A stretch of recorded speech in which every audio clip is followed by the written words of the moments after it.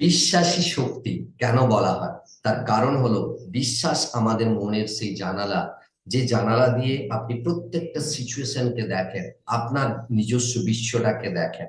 আর যখনই এই জানালাতে কোনো নেগেটিভ বিশ্বাস থাকবে, কোনো লিমিটিং বিলিফ আপনার মধ্যে থাকবে, আর সেই নেগেটিভ বিলিফ নিয়ে আপনি যখন বিশ্বটাকে দেখবেন, সিচুয়েশনটাকে দেখবেন, স্বাভাবিকভাবেই আপনি ভয় পাবেন, আপনার আত্মবিশ্বাস কমে যাবে, আপনি আতঙ্কিত হবেন, স্ট্রেস ডিপ্রেশন ফিল করবেন। এই বিশ্বাস যদি আপনি এম্পাওয়ারিং বিলিফে পরিণত করেন, কোনো স্ট্রং এম্পাওয়ারিং বিলিফ আপনি যদি অ্যাডপ্ট করেন এবং সেই উইন্ডো নিয়ে আপনি যদি সিচুয়েশনটাকে দেখেন, তাহলে যে সিচুয়েশনটা আপনার জন্য অ্যাডভার্স ছিল সেটাই আপনার জন্য গ্রেট অপরচুনিটিতে পরিণত হতে পারে। তাই বলা হয় বিশ্বাসী শক্তি, বিলিফ ইজ পাওয়ার।